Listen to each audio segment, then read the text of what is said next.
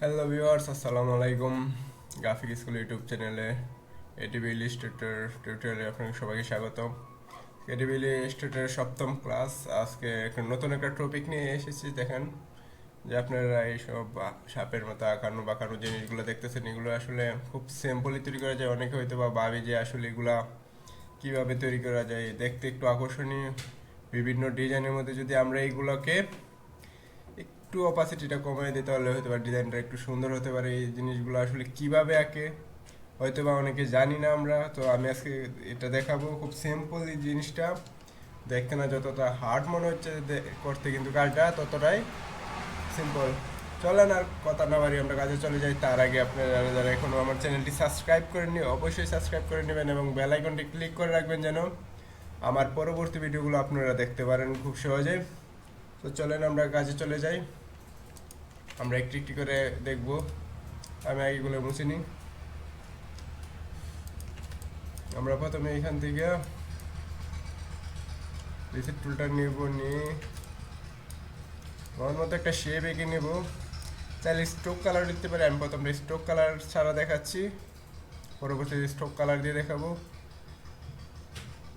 তারপরে একটা সিলেক্ট থাকবো যে আমরা ইফেক্টে যাব। ইফেক্ট থেকে ডিস্টর্ট ট্রান্সফর্ম, সেখান থেকে ট্রান্সফর্মে যাব। দেখেন এখানে একটা ড্যাশবোর্ড আসছে। এখানে স্কেলের যে ড্যাশবোর্ডটা আছে সেখানে আমরা একটু পরিবর্তন আনবো। আমি যে এটা দিচ্ছি, আপনারা চাইলে একটু এদিক সেদিক করে দিয়ে পরবর্তীতে ট্রাই করতে পারেন। আমি আপনাদের কাজটা যেন সুন্দর হয় সেই জন্য আমি এটা যাচাই বাছাই করে দিচ্ছি। আমি এখানে দিয়ে দিলাম 95, 95, এখানেও 95। নিতানের রুটেড, অর্থাৎ আমি ডিজাইনটাকে কতটুকু অ্যাঙ্গেলে, একটা সেলের থেকে আরেকটা সেল কতটুকু অ্যাঙ্গেলে ঘুরাবো সেটা এখানে দিতে হবে। আমি 7 দিয়ে দিচ্ছি। আর এখানে হচ্ছে আমরা কতটা পাত নেব, ঠিক আছে। এখানে দেখেন এখান থেকে একটা থেকে দুইটা হচ্ছে, অর্থাৎ এইগুলো আমি কতটা নেব, আমি 7টা দিয়ে দিচ্ছি। আপনারা চাইলে একটু এদিক সেদিক করে দেখতে পারেন, সমস্যা নাই।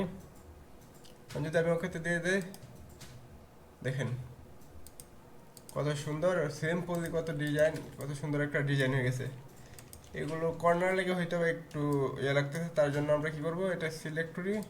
সিলেক্ট এই কর্নারে যে ইয়েগুলো আছে এগুলোকে আমরা একটু টেনে দেই, একটু রাউন্ড শেড করে দিলে হয়তো বা, এই দেখেন একটু রাউন্ড শেড করে দিলাম। এখন ডিজাইনটা কতটা সুন্দর লাগতেছে, ঠিক আছে। এই গেল একটা। তারপর আমি আরেকটা দেখাচ্ছি, আরেকটা দেখাবো। প্লেগন টুল দিয়ে একটা দেখাই, আমার মতো একটা এখানে নেই। তারপর এটাকে সেম আগের মতো, এটাকে আমি স্ট্রোক কালার দিয়ে দেখাই, এটা আর একটু সুন্দর লাগবে। স্ট্রোক কালার দিয়ে দেখাই, দেখেন এখানে স্ট্রোক কালারটা বেশি উঠছে, কারণ এখানে হয়তো বা বাসে না। আমি যদি এখানে দিই একটু কম বাসে, তো আমার সাদাটাতেই বেটার, পরবর্তীতে আমরা দেখে নেব, ঠিক আছে। এখন আমরা এটাকে আবার সিলেক্ট থাকা অবস্থায় ইফেক্ট, ইফেক্ট থেকে ডিস্টর্ট ট্রান্সফার ইফেক্ট, তারপর ট্রান্সফার সেম আগে 95, 95। এখানে এটা আমি 7 দিয়ে দিচ্ছি, আবার 16, ওকে। এই দেখেন এখানে কিন্তু 3টি কালার অলরেডি দেখা যাচ্ছে, যেহেতু সাদা তার জন্য বাসতেছে না। আমি এটাকে এখানে রেখে দেখেন অসাধারণ, খুব সিম্পল একটা ডিজাইন তৈরি গেল। কর্নারগুলো আর না থাকলে তো ডিজাইনটা একটু বেশি সুন্দর লাগে, তার জন্য আমি আবার এখানে কিন্তু যে কর্নারগুলো সেগুলো আসতেছে না। আমি যদি সিলেক্ট থাকা অবস্থায় অলটাতে ক্লিক করি, দেখেন 4-5-4টা বিন্দুর মতো আছে, এগুলো একটু টেনে দিই, যদি অল্প একটু পরিমাণ মতো দিই। এখন দেখেন কাজটা কিন্তু আগের চাইতে অনেকটাই বেশি সুন্দর লাগতেছে। চাইলে একটু ছোট করে দিই, তাহলে কালারটা একটু বেশি বাজবে, দেখেন। তারপরে অলরেডি কিন্তু আমরা দুটো ডিজাইন হয়ে গেছে খুব সিম্পলি, কয়েক মিনিটের মধ্যে। এখন যাব আমরা স্টার দিয়ে দেখবো, ঠিক আছে। স্টার টুলটা নিয়ে নিলাম।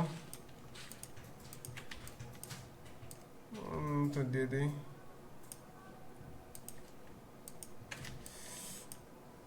এখন এটাকে আমরা আবার ইফেক্ট ট্রান্সফর্ম ডিস্টর, এই ডিস্টর ট্রান্সফর্ম দিয়ে কিন্তু অনেক মজার মজার কাজ করা যায়। আপনারা বিভিন্নগুলো দিয়ে আস্তে আস্তে ট্রাই করবেন যেন আপনারা জানতে পারেন।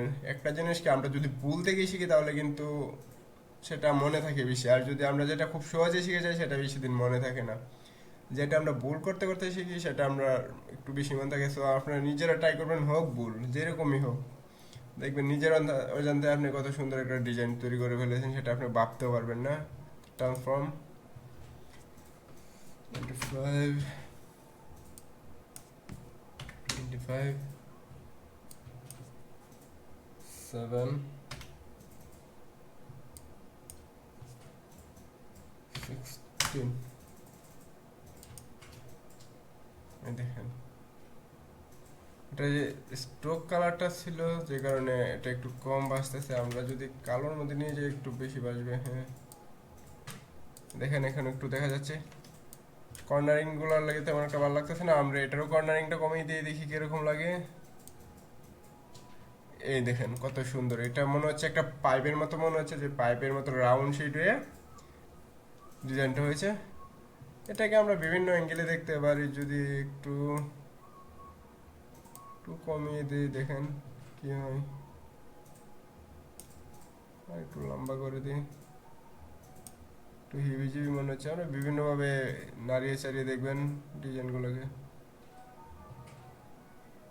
এই যে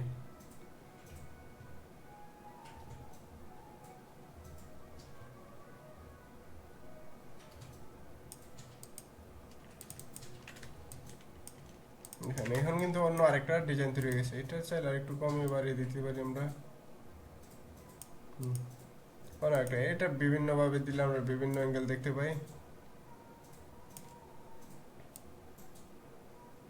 এখন যদি একটু এতে এনে দিই তাহলে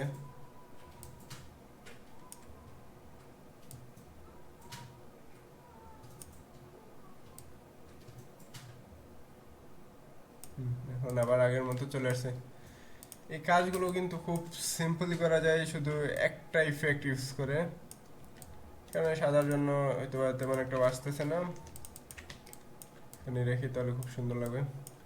তো যারা যারা এখন আমার চ্যানেলটি সাবস্ক্রাইব করেন অবশ্যই সাবস্ক্রাইব করবেন, এবং আমি আরও কয়েকটা ভিডিও আগে আপলোড করেছি যে কীভাবে বুক কভার তৈরি করতে, সেটা দেখে আসবেন। খুব সিম্পলি আমার কাজগুলো, খুব আমি সিম্পল কাজ দেখাই, তার কারণ আমরা যদি সিম্পল, আমি চাইলে প্রথমে আপনার বড় বড় ডিজাইন করে দেখাতে পারতাম, তাতে কি হতো আপনাদের মন মানসিকতা হয়তো বা নষ্ট হয়ে যেত। তার জন্য আমি প্রথম থেকে খুব সিম্পলি মজার মজার কাজগুলো দেখানোর চেষ্টা করতেছি যেন আপনাদের আগ্রহ বাড়ে।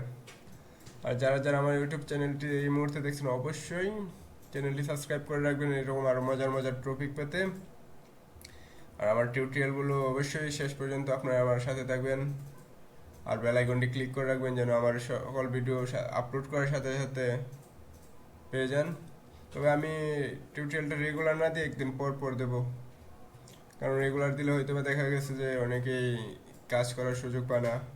সব মিলে আমি একদিন পর পর টিউটোরিয়ালগুলো দেবো। ধন্যবাদ, সবাই ভালো থাকবেন, আল্লাহ হাফেজ।